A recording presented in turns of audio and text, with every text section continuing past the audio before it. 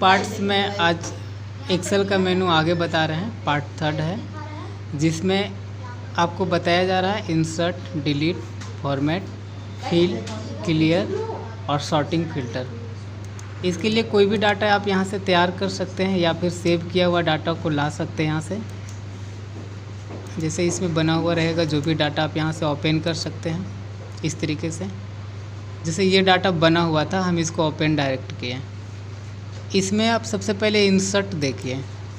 Insert क्या है कि जैसे बीच में आप यहाँ कोई भी सेल में आप लिखना चाहते हैं, अगर जैसे यहाँ कुछ भी छूट गया बीच में, सेल प्राइस के बाद कॉस्ट प्राइस के बाद यहाँ बीच में कुछ छूट गया, तो आप इसके बाद इंसर्ट यहाँ करना चाहते हैं कॉलम, तो उसके लिए इस कॉलम को सिलेक्ट कीजिएगा जिसको भी इंसर्ट करना रहेगा। और जितना कॉलम आपको इंसर्ट करने रहेगा उतना ही कॉलम को आप सेलेक्ट कीजिएगा।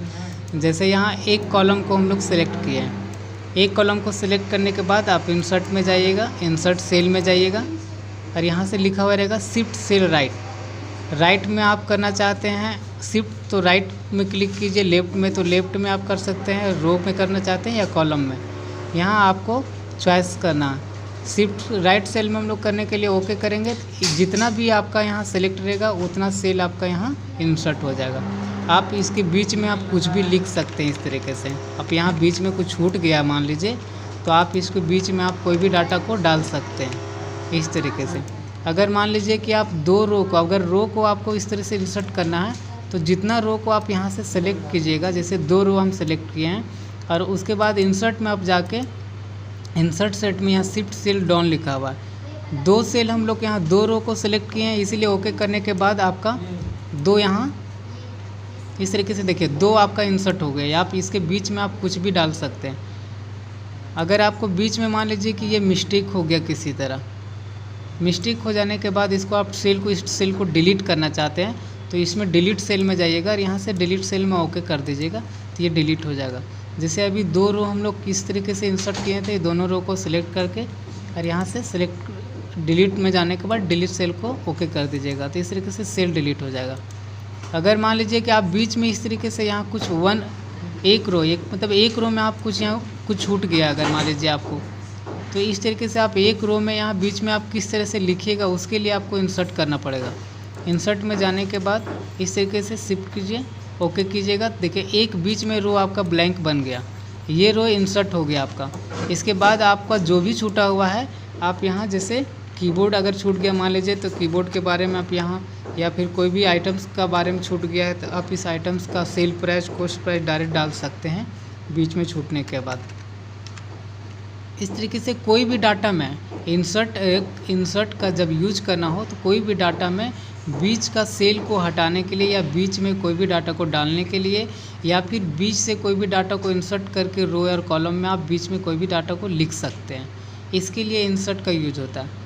और डिलीट का यूज जो किया जाता है वो आप जो भी डाटा इंसर्ट कीजिएगा, जैसे यहाँ सेल प्राइस को इंसर्ट किए तो डिलीट में जाने के बाद डिलीट सेल में कीजिएगा, तो इस तरीके से डिलीट हो जाएगा वो सेल। जो भी सेल को आप सिलेक्ट कीजिएगा और यहाँ से डिलीट कीजिएगा, वो डाटा आपका डिलीट हो जाएगा।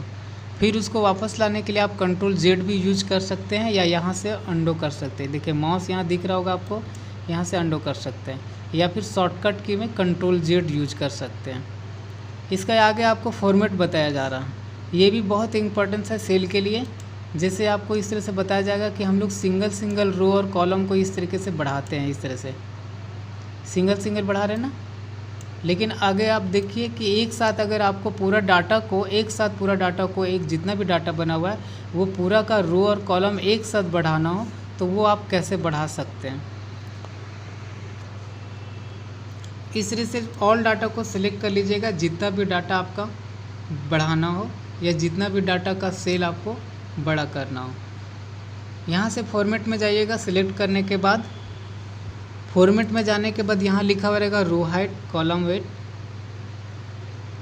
इसमें देखिए रो हाइट और कॉलम वेट है, इसमें रो का हाइट को बढ़ाएगा और इसमें कॉलम का वेट को बढ़ाएगा।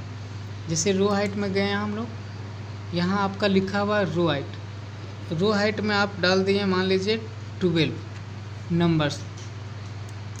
तो देखिए एक साथ जितना भी रो है सब अरेंज कर दिया, 12 का साइज में ये एक साथ रो को अरेंज किया। आप इस तरीके से कॉलम को भी अरेंज कर सकते हैं एक साथ।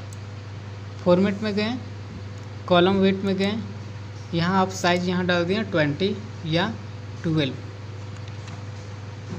ओके कीजिएगा। तो देखिए इस तरीके से देखिए एक साथ पूरा कॉलम को अरेंज कर दिया। इससे क्या होगा कि आप सिंगल सिंगल करके, आपको इस तरीके से सिंगल सिंगल करने की ज़रूरत नहीं पड़ेगी। आप एक साथ सारा सेल को एक साथ का हाइट और वेट को बढ़ा सकते हैं। अगर आप चाहते हैं कि नहीं जितना मेरा लिखा हुआ डाटा उस डाटा के हिसाब से ऑटोमेटिकली फिट हो जाए, तो उसके लिए फॉर्मेट में जाने के बाद यहाँ लिखा रहेगा ऑटो फिट कॉलम। इसमें जब क्लिक कीजिएगा तो ऑटोमेटिकली सब फिट हो जाता है। देखिए इस तरीके से डाटा जितना भी रहेगा उतना फिट हो गया। फिर से एक बार देख लीजिए, जैसे देखिए अभी सबका साइज सबका बड़ा बड़ा है, लिखा हुआ उससे बड़ा है। फॉर्मेट में जाने के बाद यहाँ लिखा हुआ रहेगा ऑटो फिट कॉलम वेट, लिखा हुआ है, दिख रहा होगा आपको यहाँ। उसके बाद इसमें जैसे ही क्लिक कीजिएगा देखिएगा डाटा में, इस डाटा में देखिएगा ऑटोमेटिकली ये ऑटोमेटिकली अरेंज हो जाएगा। तो ऑटो फिट कॉलम में क्लिक किए देखिए ऑटोमेटिकली इसमें अरेंज हो गया। इस तरह से आप कॉलम में भी यहाँ से ऑटो फिट रो में भी कर सकते हैं और कॉलम में भी कर सकते हैं। ये बहुत इंपॉर्टेंट चीज़ था, जिससे बहुत लोग परेशान होते रहते हैं कि सिंगल सिंगल कैसे हम बड़ा करें छोटा करें। तो आप डायरेक्ट फॉर्मेट से जाके यहाँ एक साथ कर सकते हैं।